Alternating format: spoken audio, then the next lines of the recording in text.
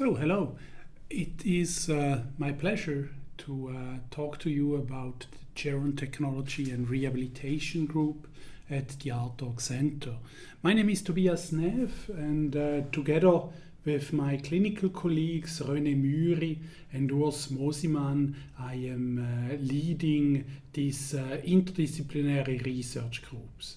In our group, we have a number of PhD students from different backgrounds, typical backgrounds in engineering, psychology, and computer science. We have a team of computer scientists, and we are always looking for motivated master and bachelor students working on different research projects. We have currently 3 postdocs that are very active in our research group. I have here a picture of the activities that we are currently doing in our group, the research activities. Here in this project, we are looking into virtual reality training for stroke patients. That's a PhD project of Samuel Knobel.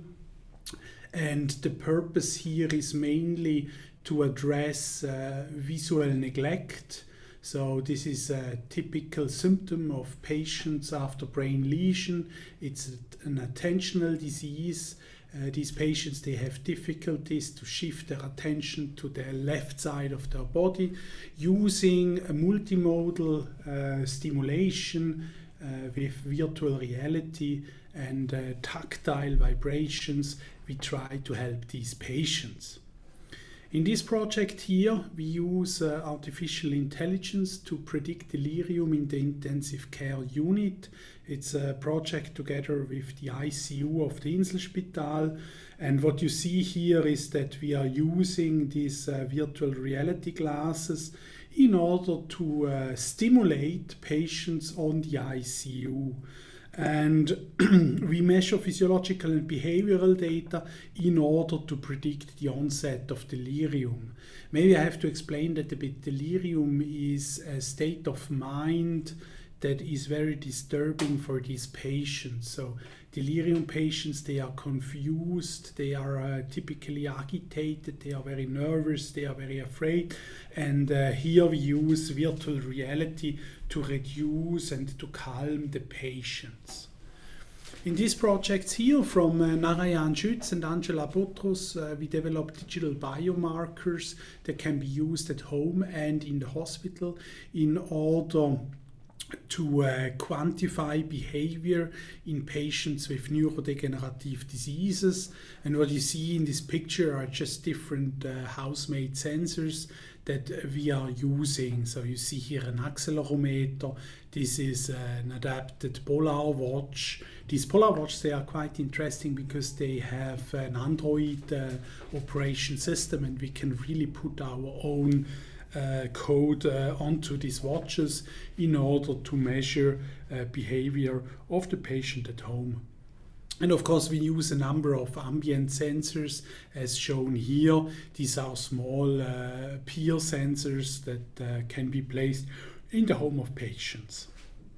In this project here, we look at serious game for diagnostics and cognitive intervention, typically for patients with cognitive impairment. So these are patients after Alzheimer's disease or Parkinson's disease. And we use games to train cognitive abilities on one side, but then also we use them as a measure for current cognitive abilities. In this bigger project, we look at brain and behavior in an instrumented apartment. That's our new toy at the Sitem Inselspital. It's basically an apartment that is equipped with a number of sensors.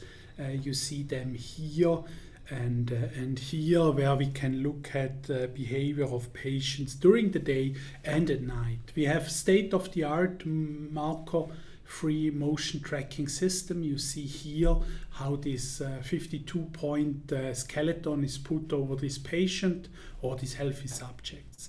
And this is very new, so we have just started doing tests with healthy subjects.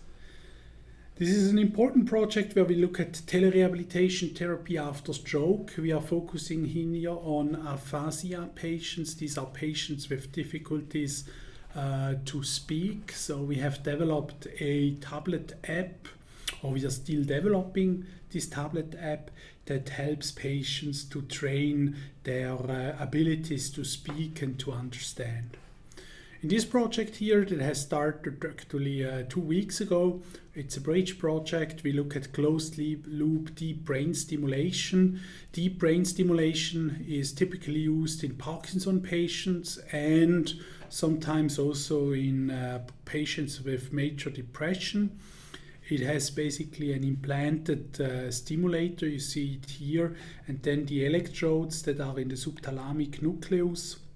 And the question is now how to stimulate these electrodes in order to reduce the symptoms of these patients.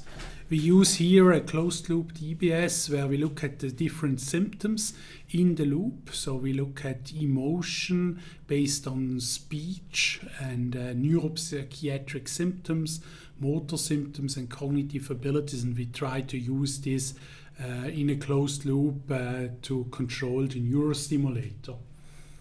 So overall, you see our projects, they are centered around neurologic patients, and my team and myself, we are constantly looking for motivated students that want to engage in research, be it as a master student, as an intern, or as a PhD student. So please do not hesitate to contact us. You find our information and contact information on the webpage of the RTOC Center. So thanks again for visiting our booth, and I hope that you enjoy this day, this BME Day 2021. Thank you.